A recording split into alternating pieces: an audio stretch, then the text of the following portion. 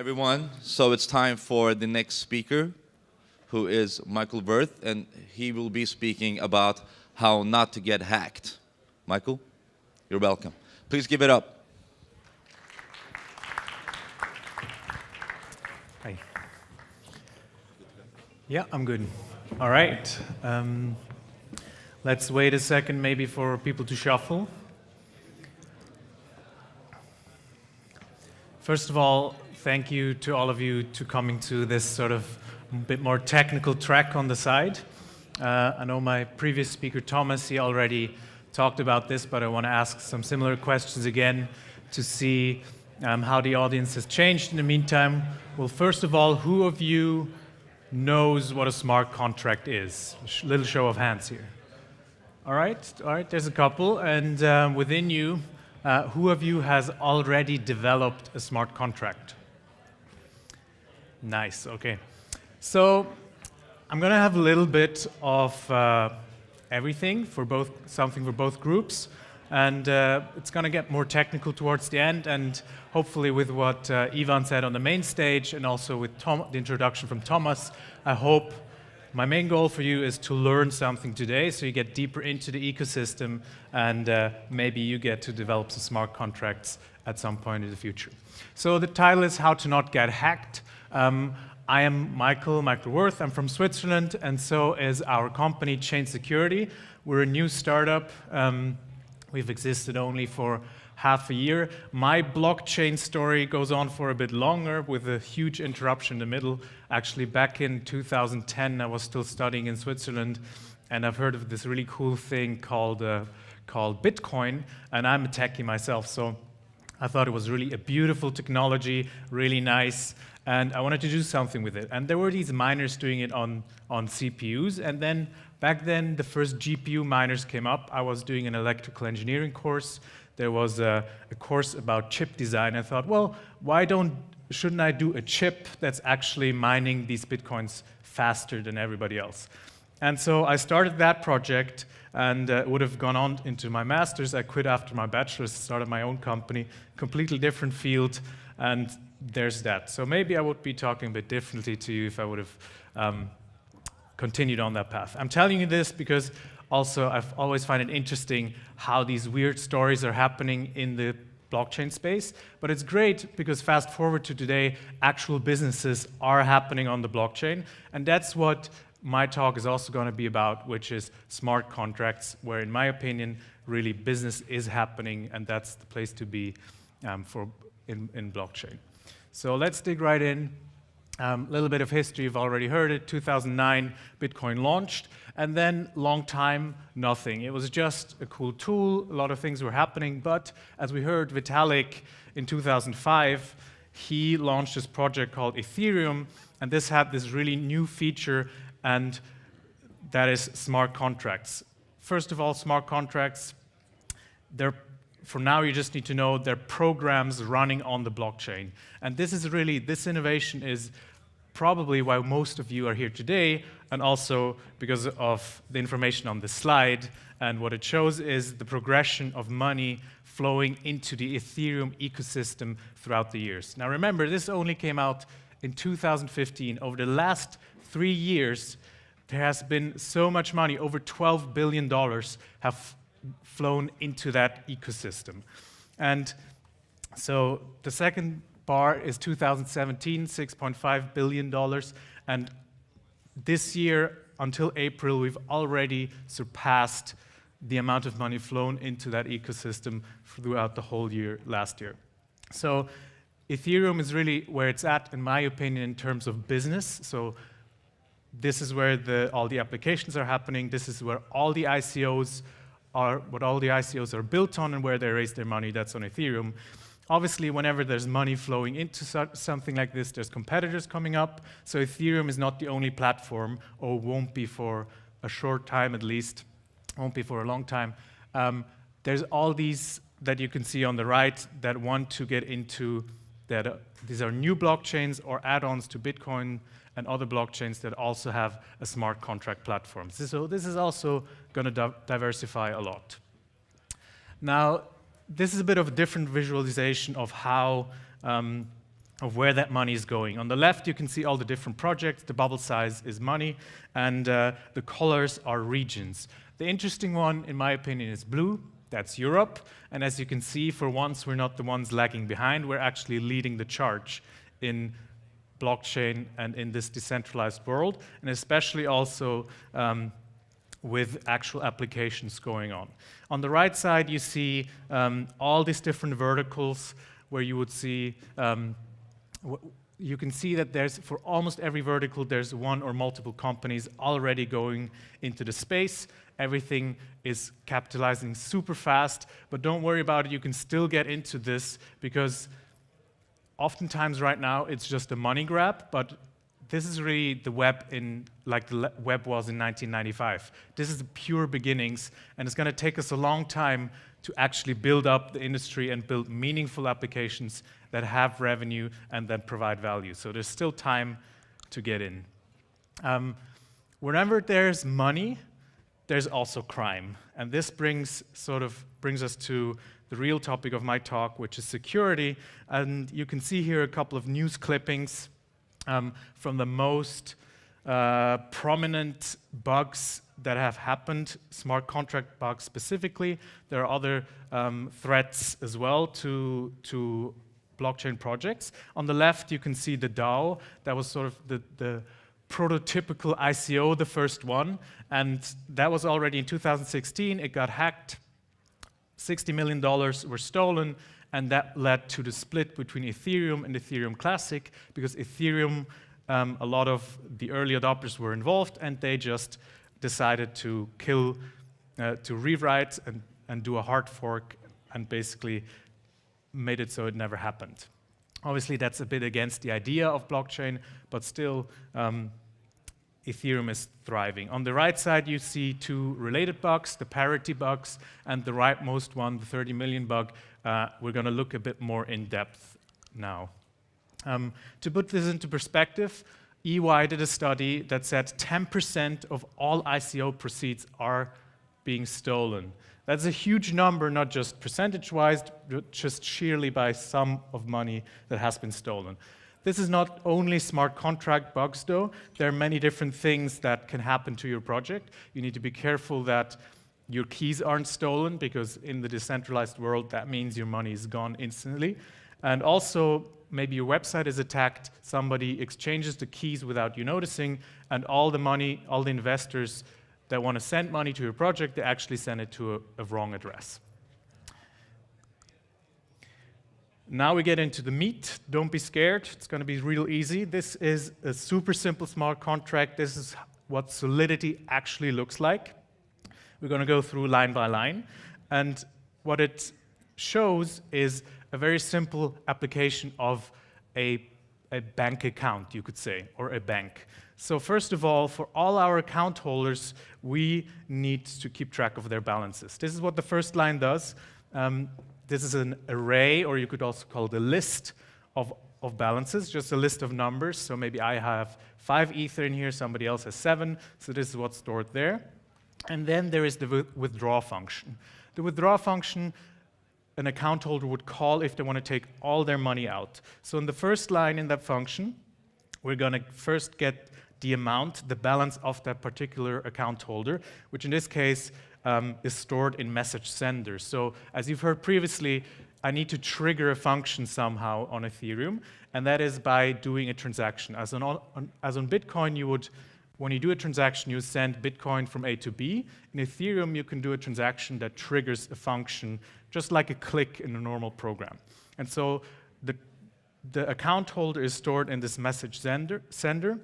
And then the next line is the most interesting one, where it's this transfer function in there, and this is where actual Ether is moved, and in this case, my whole bank account balance is sent to my address. And last but not least, we need to set the account to 0, because we've withdrawn all the money. Now you have a short overview of what this looks like, and what you need to, your takeaway from this should be, smart contracts, they're small programs. They're right now running mostly exclusively on the Ethereum blockchain. They handle money. Because they're on the Ethereum blockchain, money means Ether. Ether being the native currency of the Ethereum blockchain. And most importantly, you cannot change a smart contract after it's released. Now, there's an asterisk, there are some ways, but for this talk, to simplify, this is mostly true. You cannot change it after release. So now imagine you put out Microsoft Word in 1995, and you can't ever change it. Now, this is a huge problem because you need to get it right the first time. You need to get it without bugs. So, all right. The clicker's not working. Can we advance to the next slide, please? All right, thank you. Going into an example of an actual bug. This is from last year in July. This is the Parity bug. Parity is the company, and we're actually talking about a wallet here. Next slide, please. This is, again, an excerpt of the actual code of this bug. So this is not all of it, but this is the most important part. This is actually how it looked like. This is not a simplified example. And we're going to go through again. Thank you. So first of all, every contract on the Ethereum blockchain has an owner. This is sort of this is not necessarily the person that put it on, but this can be set specifically, and that's sort of the administrator of that contract, of that program. Now, you can see this init wallet function. They built that in there to be able to set the owner. And they also added a withdraw function because a wallet is holding, again, Ether, and at some point I want to withdraw that money. This withdraw function, everything is fine in there. As you can see, we have this message sender again. And so whenever it's called, the withdraw function, we're checking if it's the owner that's calling this contract, because only the owner should be able to withdraw Ether from this wallet. And then you have that sender, the transfer function again, where the actual withdrawing is happening. Now, the problem that Parity is putting in there, now remember, Parity is a company that's very successful in this space.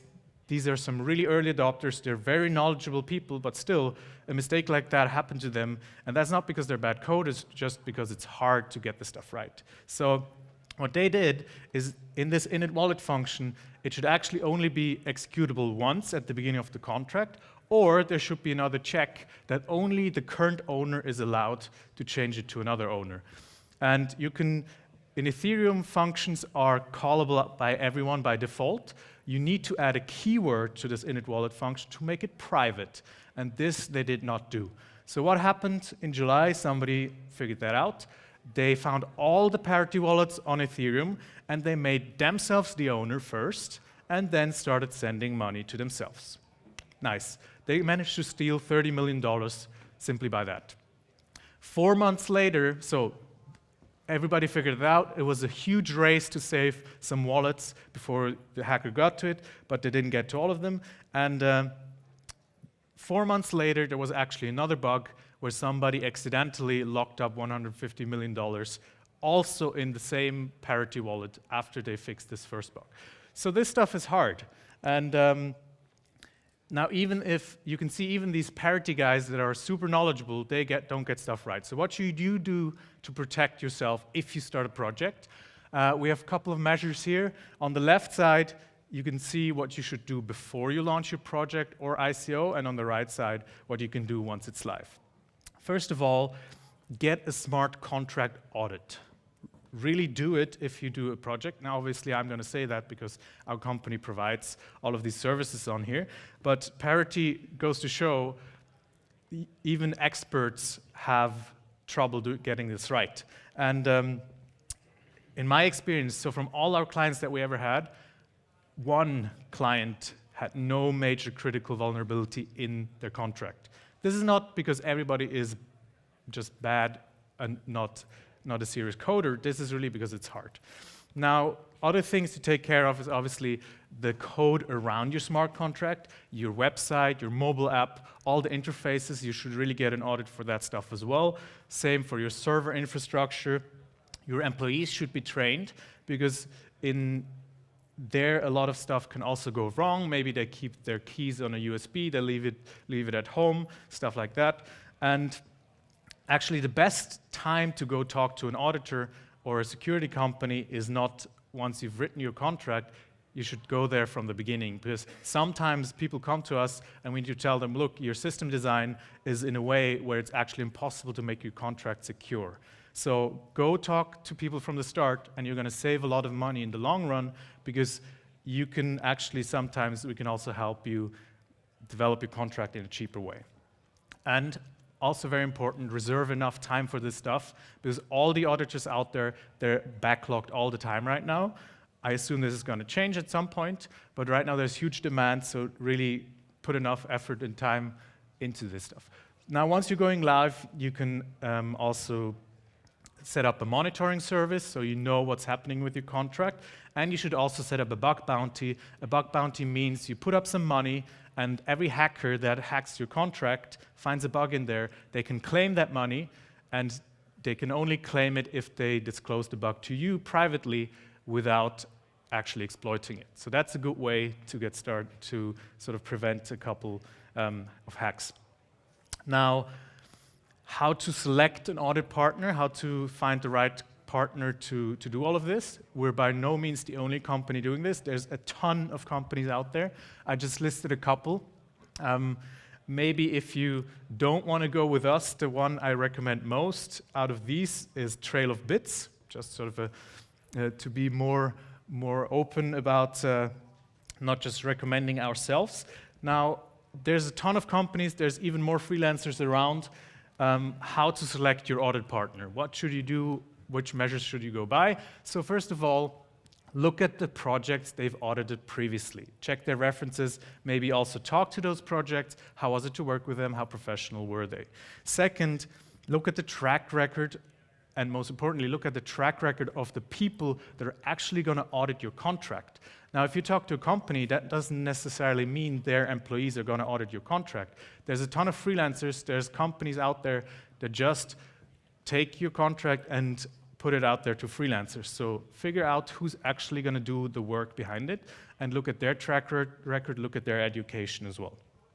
Third, look at the methods they use. Do they just put one person on it? Do they put multiple people on it? Definitely a must, in my opinion, at least 2 sets of eyes. Do they use tools, or do they just do it by themselves? And fourth, do you need formal guarantees? Now, this is a bit complicated. Your project by itself might have more specific needs. Formal guarantees means certain properties of your contract. For example, if you do an ICO, you could say, I never want to give out more than 10 million tokens. This can be mathematically proven for a contract that this is never going to happen. But there's not a lot of companies that do that out there. All right. Now, looking at us as an example, Chain Security, we're specialized in doing more complex projects. Some recent ones that you might have heard of are DAO, Stack, and Augur. And we're also auditing whole blockchains, not just smart contract code on Solidity, on Ethereum. We're also looking at complete blockchains by itself, and we're also doing audits of all the stuff around your project. Now, we are a spin-off of ETH Zurich. You might have heard of them as a university in Switzerland. We're founded by professors and PhDs of there, and we have our own tools that we use. There's a couple of open source ones out there as well. Make sure every auditor you talk to uses some tools in the back. And our tools, that what makes it a bit special, we can give those formal guarantees I was talking about beforehand. Going a bit into the tool suite, and now this is for the more technical people in the audience, hopefully a little tidbit for you at the end. First of all, what we have is what's called a static analyzer. Now, this one's available for free. If you have a smart contract, go to securify.ch, upload your code, and what it's going to give you is a list of issues it finds. Every time there's a bug out there, and through our day-to-day work auditing, we take all the bugs we find, and we put them as a pattern into this tool. And this tool is going to, every time a contract is uploaded, it's going to show you if any bug that's been there previously is in there. There's also our symbolic model checker. This might, maybe looking at the time, be a bit much to explain now, but feel free to come afterwards and talk to me about that, and also the fuzzer. I want to end this and maybe give some time for a question. If you ever have a need for an audit, get in touch. If you need a consultation, I also tweet at John Wirth, not only about blockchain, I also tweet about rockets, go SpaceX, and Chain Security is really interested in securing the blockchain. So we don't only want to do smart contracts, we are interested in pushing that industry forward and making it flourish so the mainstream can really be part of that revolution that we have out there. So thank you, and I don't know if we have time, but maybe if anybody has a question, ask now, or you can also always hit me up later. Are there any questions?